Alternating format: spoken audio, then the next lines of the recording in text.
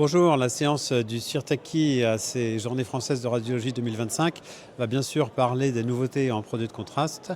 Et cette année, nous avons choisi de vous parler des nouvelles recommandations des sociétés de spécialité sur les injections de produits de contraste en scanner et en IRM, dans un premier temps, dans la première partie de la séance. De quoi s'agit-il? L'année dernière, vous vous souvenez peut-être que pendant la séance du CIRTACI, on avait parlé de ces fameuses recommandations et que chaque société savante était venue présenter ses recommandations d'injection dans les indications cliniques les plus fréquentes en scanner et en IRM. Et puis cette année, on leur a demandé de continuer à travailler et la Société française de radiologie leur a demandé de faire une synthèse une synthèse vraiment très pratique en 2 pages sur vraiment les indications cliniques les plus fréquentes. Alors pourquoi ça?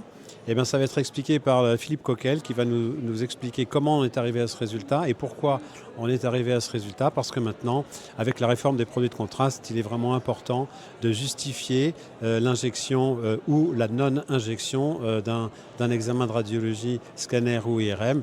Et s'il faut injecter, il est important de se tenir aux recommandations pour injecter le patient, pour ne pas passer avec un scanner qui ne serait pas diagnostique.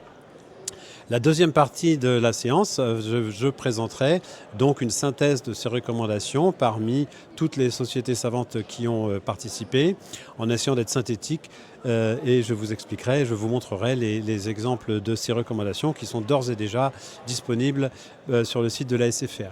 Et en troisième partie de la séance, il y aura le professeur Mary-France Belin, qui est membre du Contrast Media Safety Committee de l'ESUR, dont je suis moi-même le chairman, qui est donc un groupe spécialisé sur la sécurité des produits de contraste de la Société européenne de société urogénitale, d'imagerie urogénitale européenne, l'ESUR.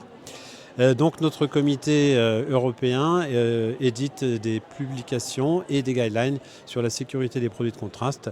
Et donc Marie-France fera demain la synthèse des différents articles qui sont parus de ce comité sur récemment l'allergie aux produits de contraste, mais également la myasthénie, le délai qu'il faut savoir respecter entre 2 injections, les interactions avec les prélèvements biologiques. Voilà donc une séance qui se promet d'être très instructive.